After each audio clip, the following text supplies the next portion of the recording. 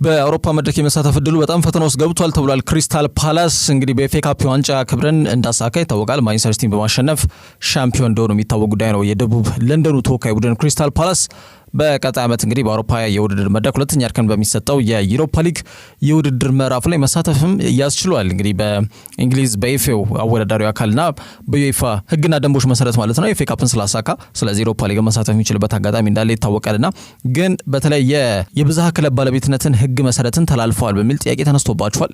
ይህ ጉዳይ ደግሞ በዩሮፓ ሊግ ላይም እንዳይሳተፉ ሊያደርጋቸው ይችላል ተብሎ የተገለጸ ይገኛል። በአውሮፓ እግር ኳስ ማህበር ሕግ መሰረት በአንድ ባለቤት የሚተዳደሩ ሁለትና ከዛ በላይ የሆኑ ክለቦች በተመሳሳይ የውድድር መድረክና ምዕራፍ ላይ መሳተፍ እንደማይችሉ ሕጉ ቁልጭ ብሎ ተቀምጧል እንደሚታወቀውና ማህበሩ ደግሞ የጥቅም ግጭትን ለመከላከል ያስቀመጠው ሕግ ክሪስታል ፓላስ እንቅፋት ሆኖበታል ማለት ነው።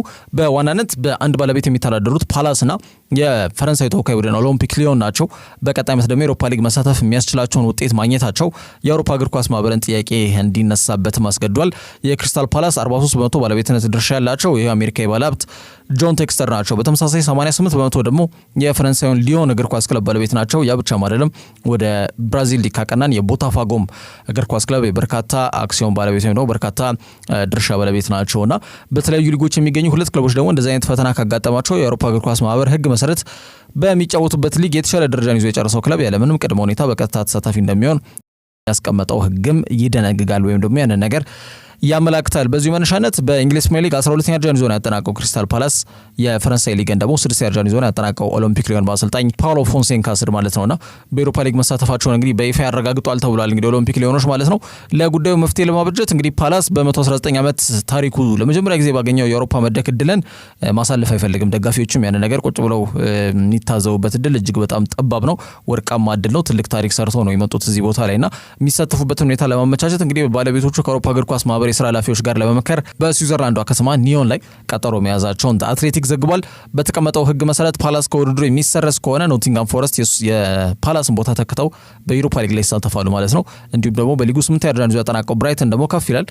በተለይ በኖቲንጋም ቦታ ላይ የሚቀመጥና የኮንፈረንስ ሊግን ተሳታፊ መሆን የሚችሉበት አጋጣሚ ይረጋግጣል ማለት ነው። ስለዚህ ክሪስታል ፓላስ በቀላሉ ጉዳዩን እጃቸውን ይሰጣሉ ተብሎ አይገመትም። ግን ደግሞ ሕግ ነው። ምን አይነት አንድምታ ይኖራል፣ በቀጣይ ምን ነገሮች ይፈጠራሉ ከክሪስታል ፓላስ የዩሮፓ ሊግ ተሳትፎና እንዲሁም ደግሞ እንቅስቃሴ ጋር በተያያዘ የሚለው በቀጣይ ይጠብቃል። ከዛ ውጪ የምዕራብ ለንደኑ ክለብ ቼልሲ ጅምላ ሽያጭ ይፋ አድርጓል ተብሏል። ማለትም ወደ 14 የሚጠጉ ተጫዋቾችን ሊያሰናብት መሆኑ የሚጠቁሙ መረጃዎች ወጥተዋል። የኤንዞ ማሬስካ ቡድን ቼልሲ በአውሮፓ ሻምፒዮንስ ሊግ ተሳታፊ መሆናቸውን ማረጋገጣቸው ይታወቃል። ስለዚህ በመጪው የዝውውር መስኮት ወደ 14 የሚጠጉ ተጫዋቾችን ከክለቡ ለማሰናበት እንዲሁም ደግሞ ስብስባቸውን መጥነው የመቅረብ ፍላጎት እንዳላቸውም ዘ ጋርዲያን አስነብቧል። ከ14ቱ ተጫዋቾች መካከል ኑኒ ማዱዌኬና ጆ ፌሊክስም ይገኙበታል። መነጋገር ይሆናል በተለይ የማዱዌኬ መገኘት እዚህ ውስጥ። ፌሊክስ ያው ተመልሶ ቼልሲን መቀላቀሉ ትክክለኛ ውሳኔ አልነበረም። ያን በግልጽ የታየ ይገኛል። ተጫዋቹ በቋሚነት በቼልሲ መሰለፍ እድልን ማግኘት አልቻለም። ምንም ዝውውሩን ባሳለፍነው ክረምት የዝውውር መስኮት ላይ ቋሚ ቢያደርግም ማለት ነው። ያንን ተከትሎ ከክረምት እስከ ጥር ወር በነበረው እንቅስቃሴ የተመጠነ የጨዋታ ጊዜ እንዲሁም የመሰለፍ ደቂቆችን ማግኘቱን ተከትሎ ማለት ነው በጥር ወር ላይ በውሰት ክለቡን ለቆ ወደ ኤሲ ሚላን ማቅናቱ የሚታወቅ ጉዳይ ነው።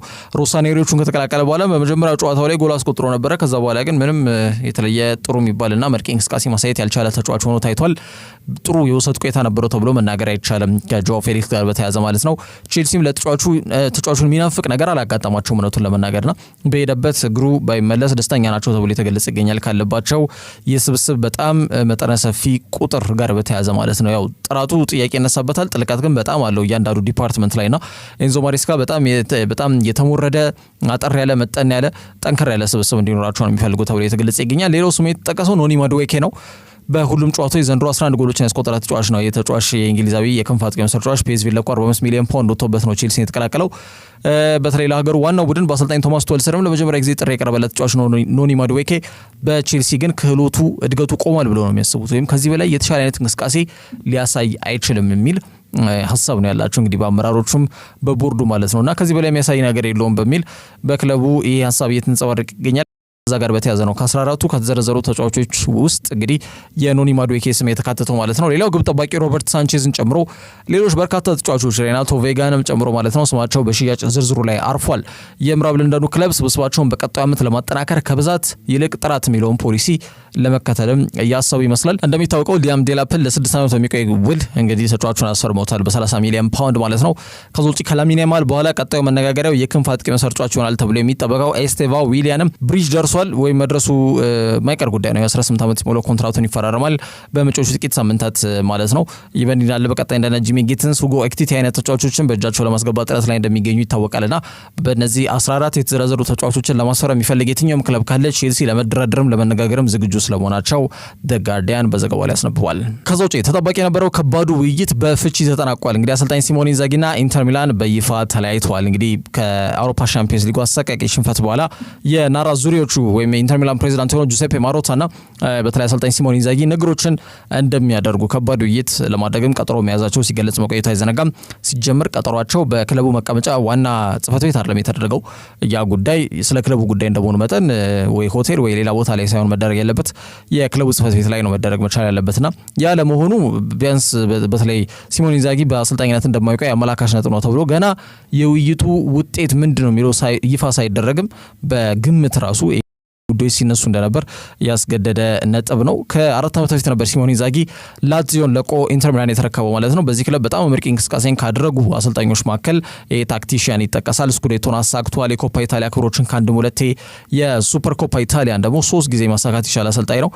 የአውሮፓ ሻምፒዮንስ ሊግንም ጥያቄ ለመመለስ ጥረት አድርጓል። ቡድኑ በ2010 በኋላ በጣም የናፈቀው ይሄ ባለግዙፍ ጆሮ ዋንጫን እንዲያሳኩ ለማስቻል ቡድኑን ከአንድም ሁለቴ ከጫፍ ማድረስ ችሏል። በ2023 በማንቸስተር ሲቲ በጠባብ ውጤት እንዲሁም ደግሞ ዘንድሮ በጣም ፍጹም ብልጫ ተወስዶባቸው በፓሪስ ሴን ጀርሜን 5-0 ዋና ሰፊ ውጤት ተሸንፈው እንግዲህ ዋንጫውን ቢያጡትም ማለት ነው። ኢንዛጊ ግን በኢንተር የሰራው ስራ በትልቁ የሚታይ ነው።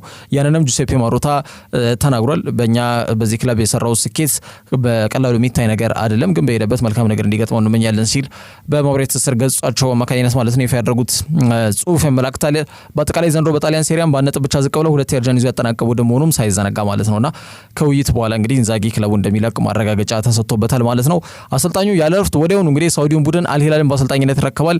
በክለቦች ዓለም ዋንጫ ላይ ደግሞ ክለቡን ጥሩ ጉዞ እንዲጓዝ ቢቻልም ደግሞ ዋንጫው እንዲያሳካ ለማድረግ ትልቅ ኃላፊነትን ይዞ ቡድኑን ተረክቧል ተብሏል ማለት ነው። ኢንተሮች በቀጣይ በተለይ በጣሊያን ሴሪያ ዘንድሮ በአዲሱ አዳጊው ክለብ ኮሞ ቤት እጅግ በጣም አመርቂ ጊዜን ያሳለፈው በጣም አስደናቂ ቡድንን በአጭር ጊዜ ገነባው የቀድሞ አርሰናል የቼልሲና የባርሴሎና አማካይ መስመር ተጫዋች የነበረው ሴስክ ፋብሪያስን በአሰልጣኝነት ለመሾም አቅደዋል ተብሏል።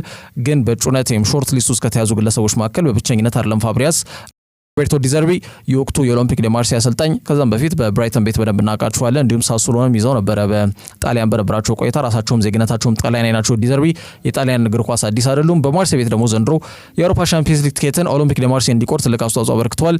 በአጠቃላይ የፈጠሩትም ወይም ደግሞ በአጭር ጊዜ የመሰረቱትን ቡድን ዘንድሮ ነው ማርሴይን ተረከበው ለሻምፒዮንስ ሊግ እንዲበቃ ያደረጉትና ዲዘርቢም ጥሩ ታክቲሻን እንደሆነ ይታወቃል። በአጠቃላይ ሴስክ ፋብሪያስና ዲዘርቢ ሾርት ሊስቶቻቸው ወይም ደግሞ በአማራጭነት ኢንተር ሚላንን ለመረከብ ከሲሞኔ ኢንዛጊ ማለት ነው የተያዙ ግለሰቦች ስለመሆናቸው ጃንሉካ ዲማርዞ ይዞት የወጣው መረጃ ያመላክታል። ከዛ ውጭ ጄደን ሳንቾ ወደ ዩናይትድ እንደሚመለስ እየተገለጸ ይገኛል። እንግዲህ የምዕራብ ለንደኑ ክለብ ቼልሲ ተጫዋቹ ባሳለፍነው ክረምት ወር እንግዲህ ሲዋሰው በቋሚነት የማስፈረም ግዴታን በውስጡ አካቶበት ውሉ እንደተፈራረሙ የሚታወቅ ጉዳይ ነው። እንግዲህ 4 ዓመቱ እንግሊዛዊ የክንፍ አጥቂ መስመር ተጫዋች ነው ጄደን ሳንቾ በቦሩሲያ ዶርትመንድ የነበረውን እንቅስቃሴና ሚና በቀዩ በማንቸስተር ዩናይትድ ማሊያ መድገም ያቃተው ተጫዋች መሆኑን ተከትሎ እንግዲህ ባሳለፍነው ክረምት የዝውውር መስኮት መዝጊያ ቀን ላይ በውሰት ከዛም በቋሚነት ፊርማውን ማስቀመጥ የሚችልበት አስገዳጅ አንቀጽ ተካቶበት የቼልሲን 19 ቁጥር ማሊያ ማጥለቁ አይዘነጋም። በውሰት ከዛም በቋሚነት ሲባል በቼልሲ በውሰት ይቆያል። ከዛ በኋላ ደግሞ ቼልሲ 25 ሚሊዮን ፓውንድ አውጥቶ ተጫዋቹን ለማስፈረም ተስማምቻለሁ ብለው ነው እንግዲህ ተጫዋቹን የተዋሱት ማለት ነው። በአጠቃላይ በዚህ ዓመት ለቼልሲ ባደረጋቸው 17 ጨዋታዎች 2 ጎል አስቆጥሮ 6 ኳስ አመቻችቶ ማቀበል ችሏል። ጄደን ሳንቾ ተጫዋቹ በሰማያዊ ማሊያ በመጀመሪያዎቹ 3 ጨዋታዎች ላይ 3 ኳስ አመቻችቶ አቀብሎ ነበረ ተከታታይ በሆነ መልኩና በጣም አመርቂ እንቅስቃሴ እያደረገ ነበረ። ከዛ በኋላ ግን ያቀብ መውረድ ሁኔታዎች ታይተውበታል። በ11 ጨዋታዎች 1 ኳስ ብቻ ነው አመቻችቶ ያቀበለው፣ 2 ጎል ማስቆጠር ችሏል። ሮቴሽናል ነው ወይም ደግሞ በቡድኑ ቋሚ መሰላለፍ ውስጥ ሳይሆን በአሰልጣኝ ተለዋጭ ምርጫ ውስጥ የተካተተ ወደ መሰለፍ የተቀየረ አይነት ተጫዋች ሆኖ ታይቷል። በአጠቃላይ በቼልሲ እግር ኳስ ክለብ ውስጥ ማለት ነው። የምዕራብ ለንደኑ ክለብ በዚህ ደስተኛ አይደለም ማለትም በሚያሳየው እንቅስቃሴ ማለት ነው። በተለይ በመጀመሪያዎቹ 3 ጨዋታዎች ላይ ጥሩ ነበረ። ከዛ በኋላ ግን የአቋም መውረድ እየታየበት ይገኛል። ለነ ጆኖቢ ሚኬል አይነት ተጫዋቾች ቼልሲ እርምጃ የወሰደበት ተጫዋች ላይ በፍጹም በቋሚነት ማስፈረም መቻል የለባቸውም ይሄንን ተጫዋች የሚል ሀሳብ ሲሰነዘሩ መቆየታቸው የሚታወቅ ጉዳይ ነው። በጣም ፕሊቶሪ ኦፍ ታለንት ነው ያላቸው እዛ ቦታ ላይ ወይም በርካታ ቁጥር ስፍር ያለው ተጫዋቾች በክንፍ የዚህ ማጥቃት ባህሪን የተላበሱ በርካታ ተጫዋቾች እንዳሉ ይታወቃል።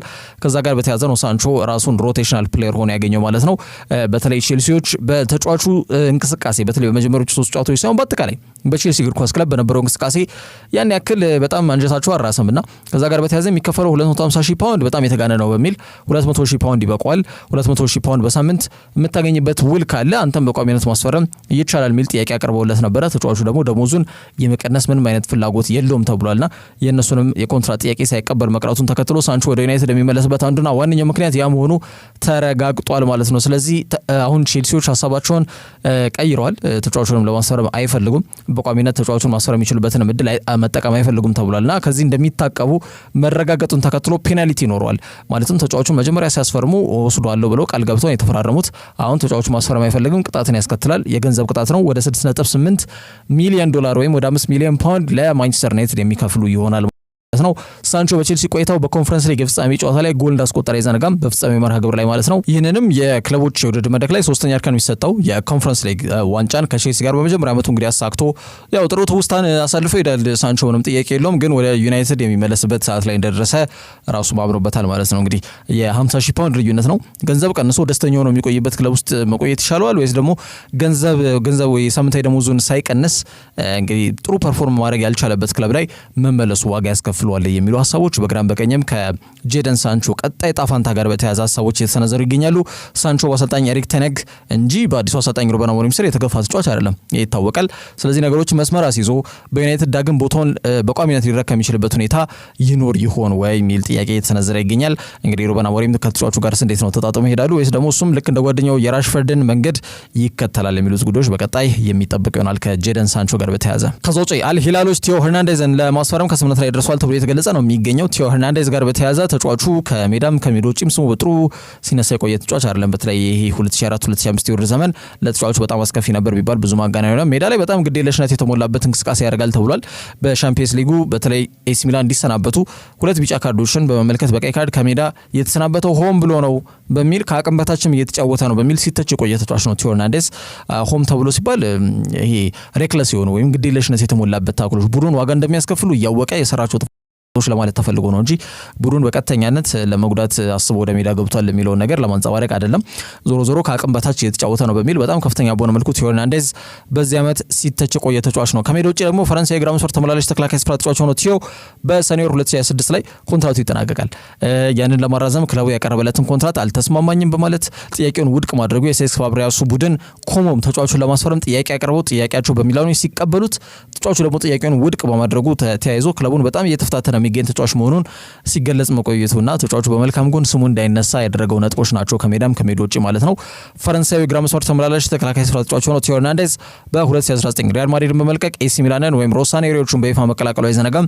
ዘንድሮን ጨምሮ ያለፉትን 7 ዓመታት ተጫዋቹ በጣም ውጥነት ባለው መልኩ መልካም ግልጋሎትን የሰጠ ተጫዋች ነው። ስኩዴቶን ማሳክቷል። በዚህ ክለብ 27 ዓመት ላይ ይገኛል። ቲዮ 26 የሴሪያ ጨዋታዎች ላይ ዘንድሮ ተሰልፎ ተጫውቷል። እንግዲህ ወደ 2075 ደቂቃዎች ገደማ እንደማለት ነው። በርካታ ደቂቃዎችን የተሰልፈ የተጫወተው በዚህም 3 ጎል አስቆጥሯል። 2 ኳስ አመቻችቶ አቀብሏል። 2 ደግሞ አደገኛ ድሎችን መፍጠር የቻለ ተጫዋች መሆኑን በሴሪያ ያሉ ቁጥራዊ መረጃዎች ያመላክታሉ። ተጫዋቹ በሳምንት 98,000 ዩሮ ነው የሚያገኘው ወይም ደግሞ ወደ 82,000 ፓውንድ ገደማ እንደማለት ነውና ምናልባት በሚቀርብለት አዲስ ወር ሳምንታዊ ደሞዙና እሱ ባሰበው ደረጃ አልተሻሻለለትም የሚሉ ሀሳቦች ናቸው የተነዘሩ የሚገኙት። ፈቃደኛም አልሆነም። ያንን ተከትሎ ሮሳኔሪዎቹ በይፋ ቲዮ ለሽያጭ አቅርበው በተለይ ለዚህ ተጫዋች የሚቀርቡ የዝውውር ጥያቄዎች ካሉ ለመቀበል ፈቃደኛ መሆናቸውን ሲገልጹ መቆየታቸው አይዘነጋም። አልሂላል ደግሞ ያቀረቡትን ጥያቄ ከአንዳንድ ተቀብሏል የተገለጸ ይገኛል። ተጫዋቹ በአውሮፓ ሊግ የመቆየት በአውሮፓ የውድድር መድረክ ላይ ማለት ነው በአምስቱ ታላላቅ አውሮፓ ሊጎች ውስጥ የመቆየት ፍላጎት ስላለው የባህረ ሰላጤው ሊግ ለመቀበል ከአንዳንድ ፈቃደኝነቱን አላሳየም። ግን በቀጣይ ዓመት ተጫዋቹን በነፃ ማጣት የማይፈልጉት ሮሳኔሪዎቹ ተጫዋቹን በመሸኘት የቀረበውን 30 ሚሊዮን ዩሮ የማግኘት ፍላጎት እንዳላቸው ተገልጿል። ለዚህም ደግሞ የአልሂላልን ጥያቄ ተቀብሏል። በአጠቃላይ ተጫዋቹ እንግዲህ በቀጣይ የሚወስናቸው ውሳኔዎች ይጠበቃሉ። የአልሂላል ጥያቄ ግን በኤሲ ሚላን ተቀባይነት ስለማግኘቱ ማንሳት ይቻላል። ከዛ ውጪ ማቴዎ ኮቫቺች የክለቦች ዓለም ዋንጫ ውጪ መሆኑን ማንቸስተር ሲቲ እግር ኳስ ክለብ አሳውቋል። ክሮኤሽያዊው የተከላካይ አማካኝ እንዲሁም ደግሞ የቡድኑን የ6 ቁጥር ሚናን በሚገባ ሲወጣ የቆየው ተጫዋች ማቴዮ ኮቫቺች በጉዳት ምክንያት ለ3 ወር ከሜዳ ይርቃል ተብሏል። ኮቫቺች ዘንድሮ በተለይ ሮድሪ በጉዳት ረዘም ያለ ጊዜ ከሜዳ ይራቀባቸው የውድድር ዘመን ነበረ በዚህ ዓመት ማለት ነው። ባሳለፈው ጥቅምት ወር ጉዳት ካጋጠመው በኋላ ከአርሰናል ጋር ሲጫወቱ የኤሲኤል ጉዳት ነበር ያጋጠመው። ሙሉ በሚባል ደረጃ የውድድር ዘመኑን ሳይሰለፍ እንግዲህ አሳልፏል ሮድሪ ሄርናንዴዝ ማለት ነው። ያንን ተከትሎ ትልቁን ኃላፊነት የተጣለበት ተጫዋች ነበር ሮድሪ።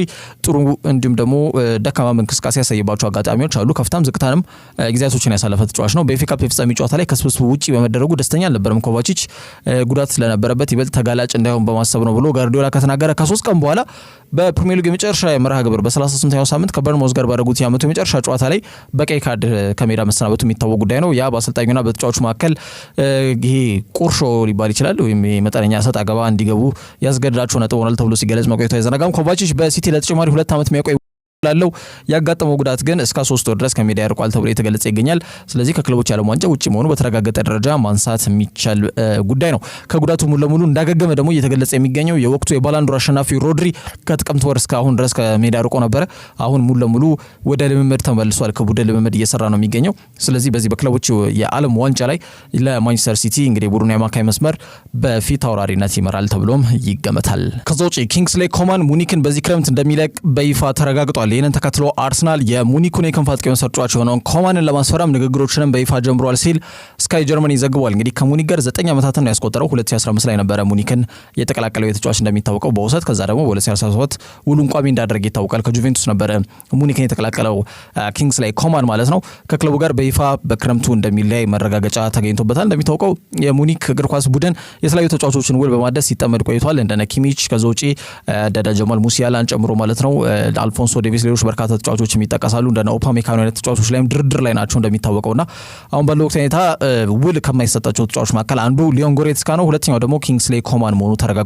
ማለት ተጫዋቹ በክረምት የዝውውር መስኮት ላይ ክለቡን በይፋ ይለቃል ማለት ነውና ፈረንሳይ ኮማን ለማስፈረም ከወሰኑ ክለቦች መካከል አንዱ አርሰናል ይመስላል ሲል ለኢኪፕ ይህንን መረጃ አጠናክሮ ዘግቦታል። ኮማን በጣም ብሊስተሪንግ ፔስ ያለውና ተጋጣሚ የተከላካይ ስፍራ ተጫዋቾች መቆጣጠር የማይችሉት አይነት ፍጥነትን የተካነ ተጫዋች ነው። የ9 ዓመት የሙኒክ ቆይታውን ቋጭቶ የፕሪሚየር ሊግ ጨዋታ ሊቀላቀል የሚችል እድል አሁን ሰፊ ስለመሆኑ እየተገለጸ ይገኛል። የተጠናቀቀው የውድድር ዘመን ኮማን ጉዳት እንደልብ እንዳይጫወት እንቅፋት የሆነበት የውድድር ዘመን ነው ያሳለፈው። ዘንድሮ በሁሉም ጨዋታዎች 34 ጨዋታዎች ነው ያደረገው፣ ግን አብዛኞቹን ጨዋታዎች ተቀይሮ እየገባ ነው የሚያከናውናቸው። 5 ጎል ነው ያስቆጠረው፣ 4 ኳስ ደግሞ አመቻችቶ ያቀበለበት አጋጣሚ እንዳለ ማንሳት ይቻላል። ከተጫወታቸው መርሃ ግብሮች መካከል 22ቱን በቡንደስሊጋው ነው ማከናወን የቻለውና ተጫዋቹ አሁን ባቫሪያኖቹን የሚለቅበት አጋጣሚ እንደሚፈጠር ተረጋግጧል ማለት ነው። የአሰልጣኞች መለወጥ እሱም ያው አልፎ አልፎ የሚያጋጥሙት ጉዳቶች ኮማን አቋሙን እንዳዋዠቁት ይገመትበታል። በአጠቃላይ ዘንድሮ በቪንሰንት ኮምፓኒ ስር ቋሚ 11 ውስጥ ወጥነት ባለው መልኩ አይደለም ሲሰለፍ የምናየው። እንደነ ማይክል ኦሊሴን ጨምሮ ሊሮይ ሳኔ ከውጪ ሰርጅ ናብሪና ዋናው ተጫዋች ጀማል ሙሲያላ እንዲሁም ሃሪኬን እነዚህ ሁሉ ተጫዋቾች ማነው ቶማስ ሙለርንም ሳንረሳ ማለት ነው የሙኒክ የማጥቃት እንቅስቃሴን በጣም ያሳልጡ ሌሎች ተጫዋቾች ናቸውና ፉክክር እንዳለበትም መዘንጋት መቻል የለበትም። አርሰናል ከጀርመናዊ ሊሮይ ሳኔ ጋር ስማቸው በተደጋጋሚ ሲያዝ የቆየ ቡድን ነው። እንደሚታወቀው በስብስባቸው ውስጥ እንደ ጋብሪኤል ማርቲኔሊና ሊያንድሮ ትሮሳርድ አይነት ተጫዋቾች አሉ፣ ግን አማራጭም ያስፈልጋቸዋል። ከዛ በተጨማሪ በቡካዮ ሳካ ቦታ ላይ የመጫወት ክህሎት ያላቸው ተጫዋቾች ብዙ የሉም በአርሰናል እግር ኳስ ክለብ ስብስብ ውስጥ ማለት ነው። ከዛ ጋር በተያያዘ በይፋ በሚከፈተው የዝውውር መስኮት የ28 ዓመቱ ፈረንሳይ በውሰትም ቢሆን በእጃቸው ለማስገባት ከፍተኛ እንቅስቃሴ እንደሚያደርጉ ፍሎሪያን ፕሌተንበርግ ማረጋገጫ የሰጠበት ጉዳይ ሆኗል። በውሰት ግን ተጫዋቹን ምናልባት የሚያስፈር የሚችሉበት እድል እጅግ በጣም ጠባብ ስለመሆኑ እየተገለጸ የሚገኘው ምክንያቱም ባየር ሙኒክ ተጫዋቹን የመሸኘት ፍላጎት ነው ያላቸው። በክረምቱ ክለቡ እንደሚለቅ በተረጋገጠ ደረጃ የተገለጸ ስለሚገኝ ከተጫዋቹን ውሰት ሳይሆን ከተጫዋቹ ፐርማነንት የሆነ ትራንስፈር ሪኩዌስት ነው የሚጠብቁት። ደግሞ የቋሚ ዝውውር ጥያቄ ይቀርብልናል ብለው እንደሚጠብቁ ነው መረጃዎች በስፋት እየጠቆሙ የሚገኙት ማለት ነው። እንደሚታወቀው አርሰናል ስማቸውም እንደነ ብሪያን ምቤሞ አይነት ተጫዋቾች ጋር ሲያዝ መቆየቱ አይዘነጋም። ምቤሞ ወደ ዩናይትድ የማቅናት ፍላጎት እንዳለው ማሳየቱን ተከትሎ ፊታቸውን ወደ ሌሎች ተጫዋቾች ለማዞር ተገደዋል ማለት ነው። አሁንም ቢሆን ኒኮ ዊሊያምስ እንደነ ሮድሪጎ አይነት ተጫዋቾች ስማቸው ይያዛል ከአርሰናል ጋር። ኮማን ግን በጣም መሬት ላይ የወረደ የሚመስል ዝውውር ስለመሆኑ እየተገለጸ የሚገኘው ተጫዋቹ በነፃ ዝውውር መገኘት የሚችልበት እድል ሰፊ ከመሆኑ ጋር በተያያዘ ማለት ነውና ተጫዋቹ የፊታችን ክረምት ከባቫሪያኑ ጋር ከተለያየ አይቀር ወደ ፕሪሚየር ሊግ ማቅናቱ ግን እንደማይቀር ነው እየተገለጸ የሚገኘው። ፍሎሪያን ፕሌተንበርግ በዘገበው ዘገባ መሰረት ማለት ነው ቶትናምም ይህንን ተጫዋች ማስፈረም ፍላጎት እንዳላቸው የተገለጸ ይገኛል። ይህም ሌላው የሰሜን ለንደን ቡድን እንደሆነ ይታወቃል። 2015 ጀምሮ እዚህ ክለብ ውስጥ ቆይታ አድርጓል። ያው በክረምቱ ይጠናቀቃል። ቀጣዩ ማረፊያ የት ይሆናል ይጠበቃል። ኮማን በ2020 ባየር ሙኒክ በተለይ የአውሮፓ ሻምፒየንስ ሊግ እንዲያሳኩ ያስቻለች ብቸኛዋን ግብ ፓሪስ ሴን ጀርሜን ላይ በማስቆጠር በተለይ በስታዲዮ ዳሉዝ የተደረገ መርሃ ግብር ነበረ። የጨዋታው ኮከብም ተብሎ የተመረጠበት አጋጣሚ ኮማን በሙኒክ ማሊያ ያሳየው በጣም የማይረሳው ክስተት ወይም ደግሞ ሃይላይቱ እንደሆነ ብዙዎች ይመሰክራሉ። ከዛ ውጪ ኢንተር ሚላን ራስመስ ሆይላንድ ለማስፈረም በይፋ ነገሮችን ጀምሯል ተብሏል። ናራዙሪዎቹ በአጠቃላይ ስብስባቸውን በእድሜ መግፋት በጣም እየተቸገረ ይገኛል። ያ ደግሞ ተጋላጭ የሆነበትን የውድድር መድረክ እንግዲህ በዚህ በ2004-2005 አሳልፈዋል። በርካታ ተጫዋቾች 30 እና ከዛ በላይ ነው እድሜያቸው። የጣሊያኑ ክለብ በጣም የአጥቂ መስመራቸውን ደግሞ ማደስ በገበያው ላይ አማራጮችን እያዩበት የሚገኙበት ርዕሰ ጉዳይ ሆኗል ተብሏል። ምክንያቱም በተለይ በማርከስ ቱረምና በላውታሮ ማርቲኔዝ የሚመራው የማጥቃት እንቅስቃሴ መጠናከር መቻል አለበት ተብሏል።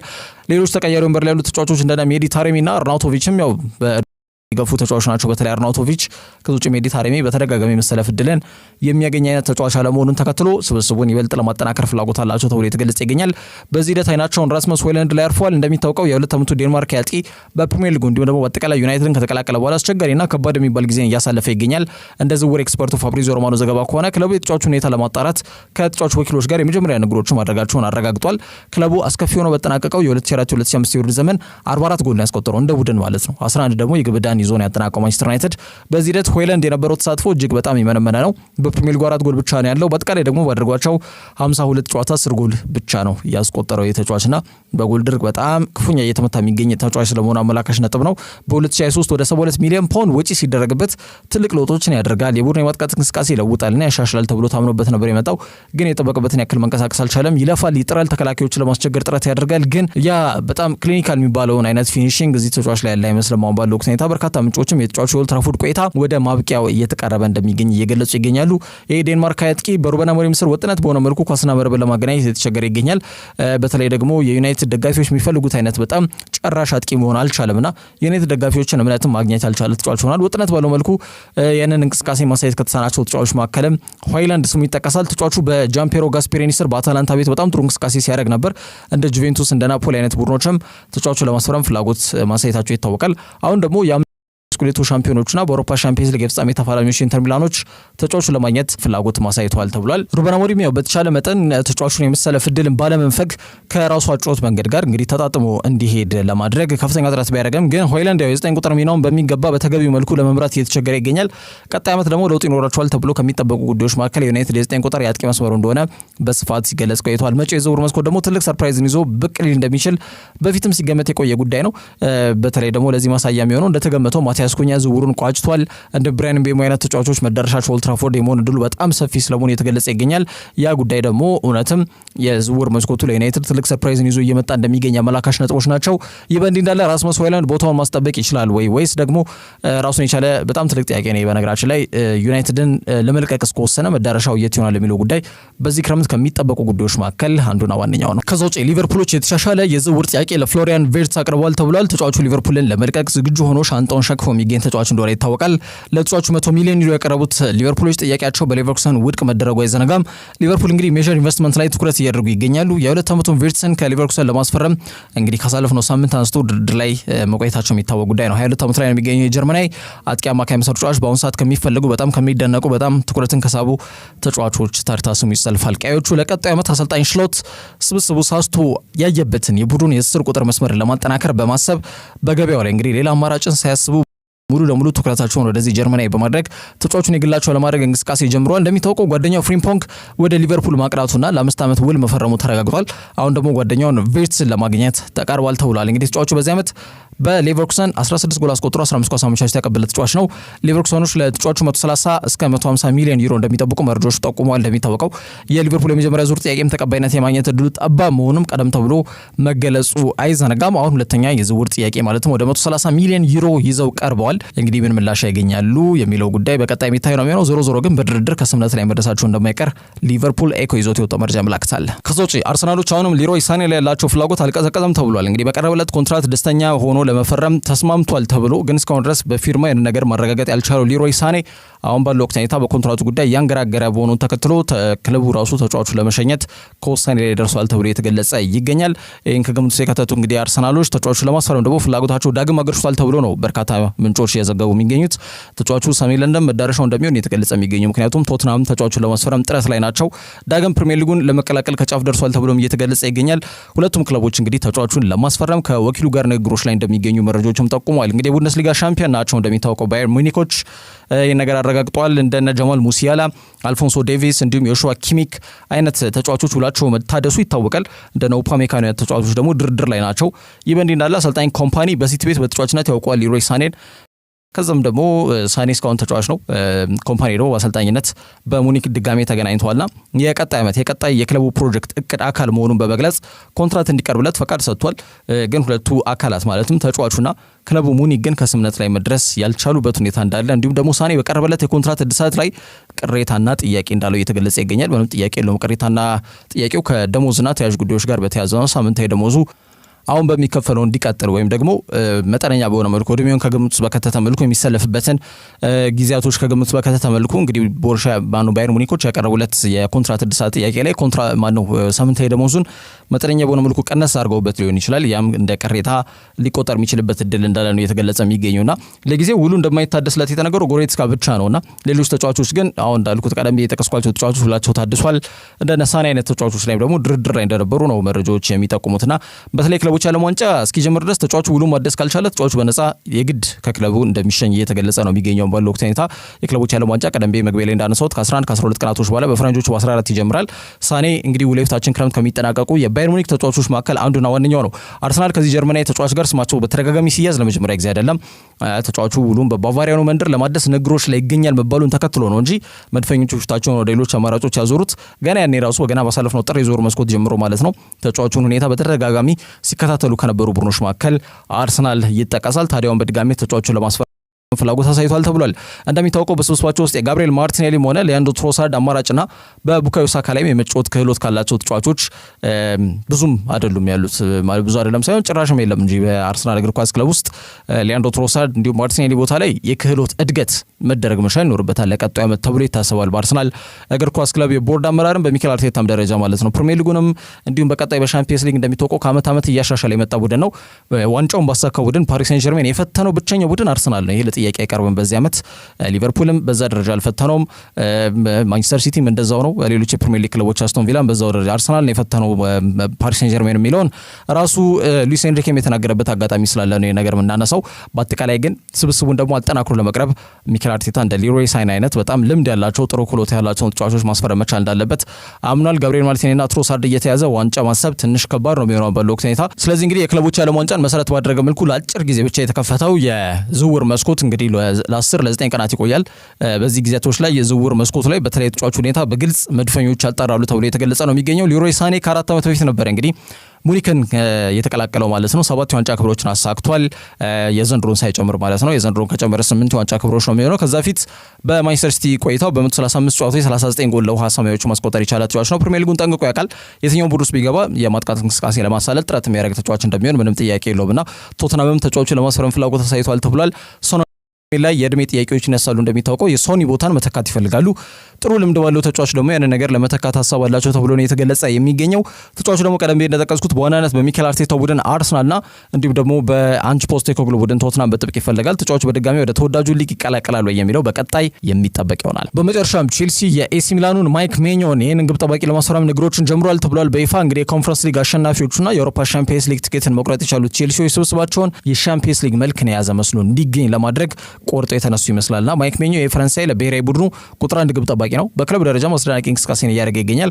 ግብ ጠባቂ ውሉ በ2026 ነበር የሚጠናቀቀው። አሁን ግን ተጫዋቹ ደሞዙ ከክሪስታል ፑሊሲች እኩል ተከፋይ የሚሆንበት መንገድ ከተመቻቸለት በኋላ ውሉን በማደስ እንግዲህ ፈቃደኝነቱን አሳይቶ እስከ 2029 ማለትም ለተጨማሪ 3 ዓመት በሳንሲሮ የሚያቆይ ውል እንዳለው ይታወቃል። ቼልሲዎች ግን ተጫዋቹን ለማስፈረም ይሄ ነገር እንቅፋት ይሆንባቸዋል ተብሎ አይገመትም። ተጫዋቹ ዘንድሮ በሁሉም ጨዋታዎች ባደረጋቸው 48 ጨዋታዎች 44 ጎል ነው የተቆጠረበት። 13 ጊዜ ደግሞ መረቡን ሳያስደፍር የወጣ ግብ ጠባቂ ነው። 135 ሙከራዎችን አድኗል። በሴሪያው በተለይ በርካታ ሾት ስቶፕ ወይም ደግሞ ይሄ ግብ የማዳን ቁጥሮች ካሏቸው ግብ ጠባቂዎች መካከል ስሙ ይጠቀሳል።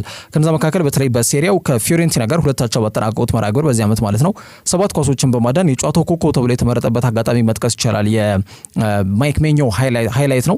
የቡድን አመራር ክህሎቱም ይታወቃል። በነገራችን ላይ ኳስን አመቻችቶ በማቀበል ማለትም በማከፋፈል ማለት ነው። አመቻችቶ ማቀበል እንደ አሲስት ሳይሆን ግን ደግሞ የቡድኑ ክፍት የሆኑ ቦታዎችን በማየት ከኋላ እንግዲህ መስርቶ ጥረት የሚያደርግ አይነት ቡድንም ካለ ለዛ ምቹ የሆነ ተጫዋች ነው። በግራም በቀኝ እግሩም በምቾት ኳሶችን አከፋፍሎ መስጠት ይችላል። የቡድን አመራር ክህሎቱም ይታወቃል ማይክ ሜኞ ማለት ነው። ከፒተር ቺክና ከቲቦ ኮርቷ በኋላ ደህና ግብ ጠባቂ ያጣ ይመስለው እና እዚህ ቦታ ላይ የሚንጸባረቀው ክፍተት በጣም ክፉኛ በሆነ መልኩ እየጎዳቸው የሚገኘው ቼልሲዎች ቦታውን እንግዲህ በጥሩ አቅም ባለው ግብ ጠባቂ ለማጠናከር በመጪው ክረምት የዝውውር መስኮት ላይ ትልቁ የቤት ስራቸውም ይሆናል ተብሎ ይገመታል። ሜኞ አዲስ ተሞክሮን ማየት ይፈልጋል ተብሏል። ዝውውሩን ለማከናወን ፈቃደኝነቱን ማሳይቷል ተብሏልና ጉዳዩ ደግሞ ይሄ ሳቢ እንዲያደርገው ያስገድዳል። እንደሚታወቀው ማርሲሚሊያኖ አሌግሪ አሌግሪ አዲሱ አሰልጣኝ ሆነው ኤሲ ሚላን ደርሷል። የእሳቸው እቅድ ውስጥስ ግብ ጠባቂ ይገኛሉ ወይ የሚለው ራሱን የቻለ ሌላው ትልቁ ጥያቄ ነው። ቼልሲ እንግዲህ አዲስ ግብ ጠባቂ ግን በክረምቱ ያገኛሉ ወይ የሚለው ጉዳይ በቀጣይ ይጠበቃል።